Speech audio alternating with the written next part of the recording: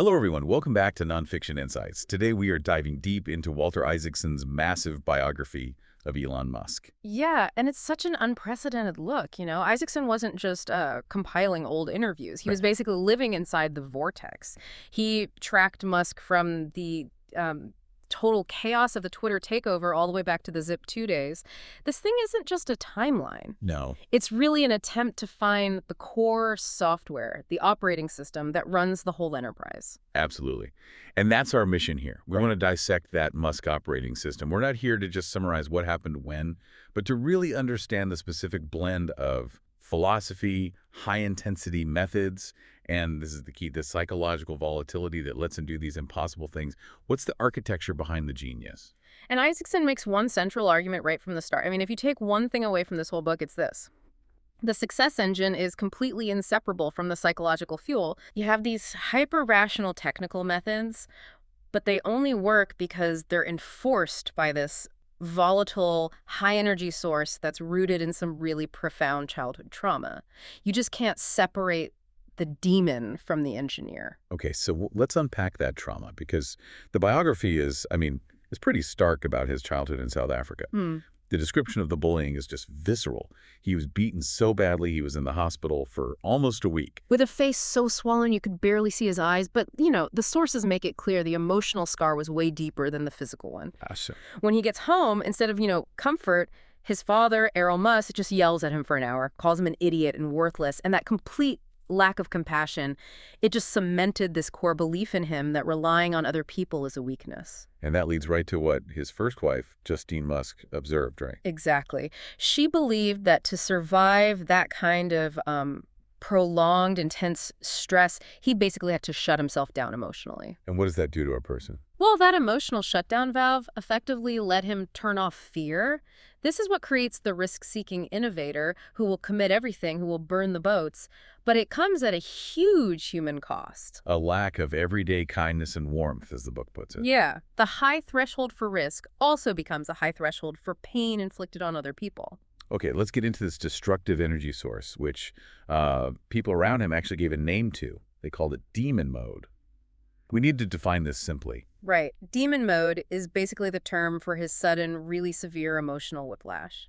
He can just abruptly transition from being in a munificent and magniloquent mood, Yeah. Visionary, generous, inspiring, Like that? and then plunge into this state of malicious, intense, destructive focus. What's so fascinating is that Musk doesn't really see this instability, the severe lows, Hmm. the suicidal thoughts he had as a teen. He doesn't see it as a defect to be fixed. Not at all. He sees it as a latent energy source that he's learned how to harness. He literally channels those demons to overcome huge organizational inertia. Okay, but say that in plain English. That sounds very dramatic, almost mythological.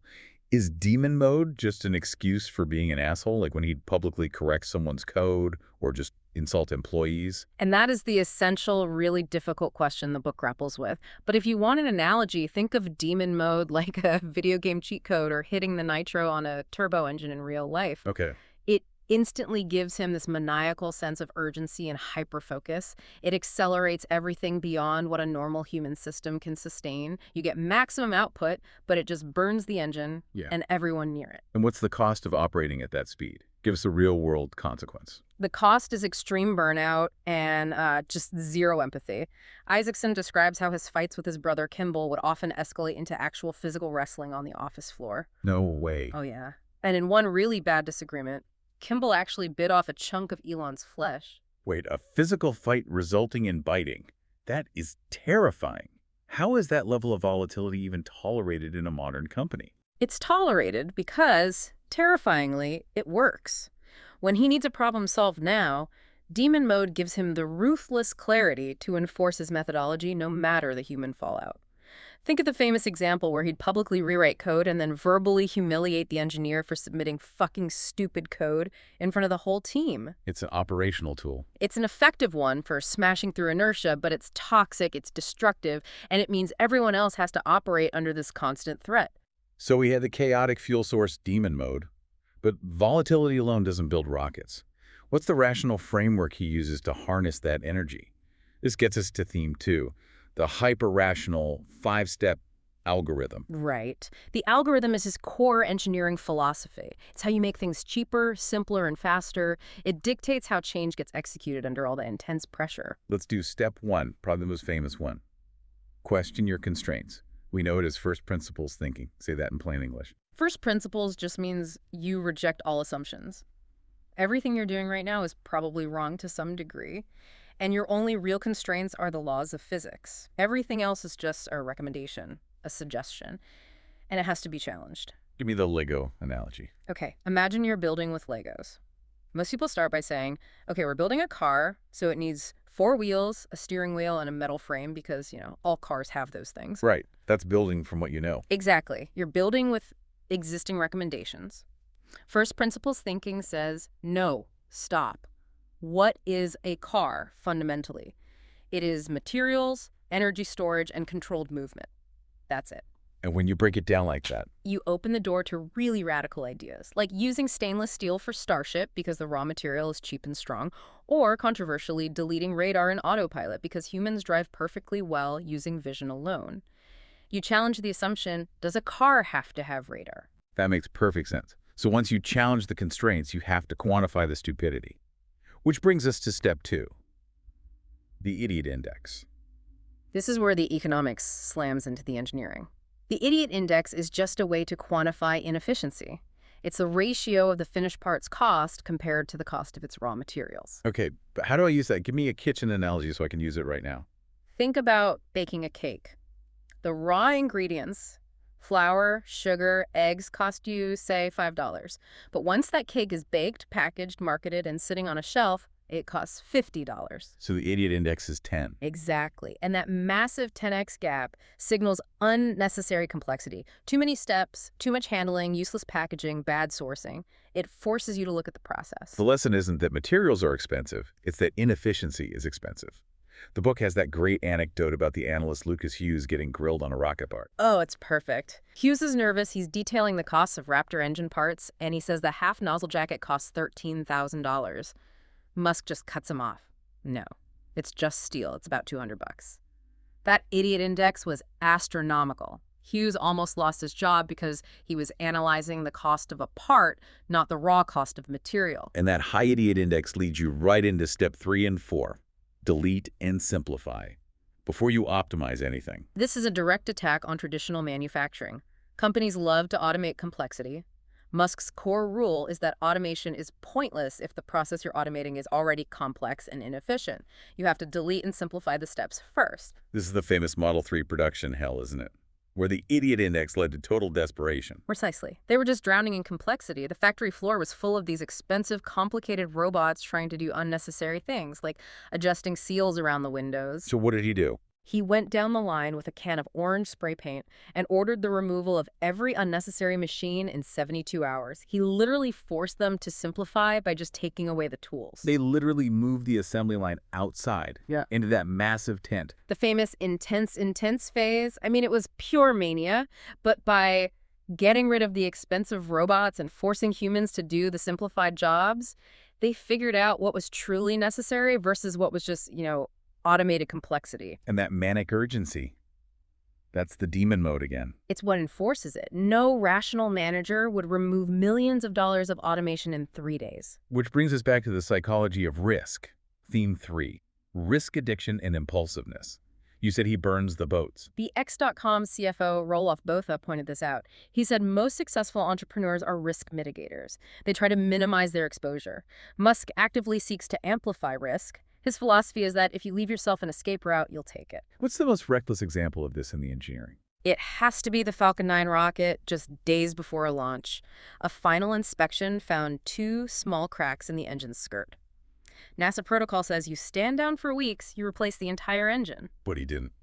He asked his team, what if we just cut the skirt? You're kidding? They just chopped a piece off the rocket. They literally took a big pair of industrial shears, trimmed off the cracked part, recalculated that they still had enough thrust, and launched the next day. It was absolutely reckless by aerospace standards. But it's demon mode plus first principles. Exactly. The fundamental physics allowed it, so they just threw out the institutional constraint that said, you must replace the engine. That seems like it could have gone catastrophically wrong, though. Oh, for sure. And they've had massive blowups. But Isaacson argues that Musk's metric isn't failure avoidance, it's maximizing the rate of advancement. The failures just accelerate the learning. And this impulsiveness, it extends to his biggest business deals. Completely. Isaacson calls the Twitter acquisition, now X, the most expensive display of his impulsiveness.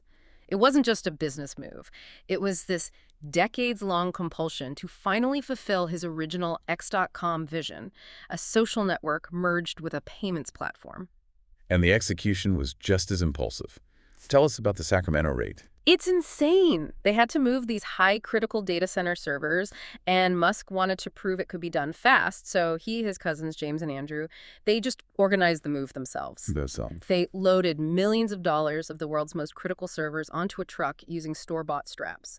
No protective crates. People who were there described it as just pure chaotic panic. But it proved his point about manic urgency forcing rapid change. So we've decoded the operating system, this irrational psychological fuel, and the hyper-rational, often ruthless engineering algorithm. For the regular person listening, how do we apply the best parts of this without adopting the toxic demon mode? That's the real takeaway here. You don't need the toxic element, but you can absolutely adopt the analytical mindset. Give us the 3 key actionable things. First, embrace the less wrong mindset. Just always assume that you are, to some degree, wrong. Your only goal is to be less wrong over time. This forces you to constantly challenge your solutions instead of defending them. Okay, second, let's make first principles practical. I'm stuck in my career. How do I challenge my constraints? Use the Lego analogy on your actual tasks. If your job has a weekly report that takes you 4 hours, ask the first principles question. What is the fundamental purpose of this report? Is it just institutional habit? If humans only need vision to drive, why are you insisting on this time-consuming step that doesn't really serve the core purpose? That's great. It forces you to look at the idiot index of your own workflow. And the third takeaway. Prioritize speed over perfection. Isaacson really emphasizes that in a world changing this fast, caution is error, to hesitate is to lose.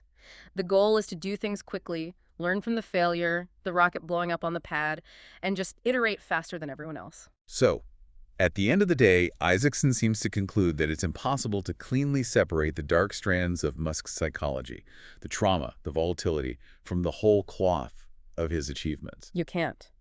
The intensity needed to enforce the radical simplification of the algorithm seems to be sourced directly from the demon mode. And what really elevates this whole story beyond just a business book is the motivation behind it all. The existential quest. It is. His ambition is fueled by reading The Hitchhiker's Guide to the Galaxy as a kid. He wants to find the answer to the ultimate question of life, the universe, and everything. And he genuinely believes that making humanity a multiplanetary species is the only way to safeguard human consciousness, because that fate is not inevitable. That cosmic mission is why he can't and why he won't stop. Thanks for tuning in to Nonfiction Insights. See you in the next video. Bye.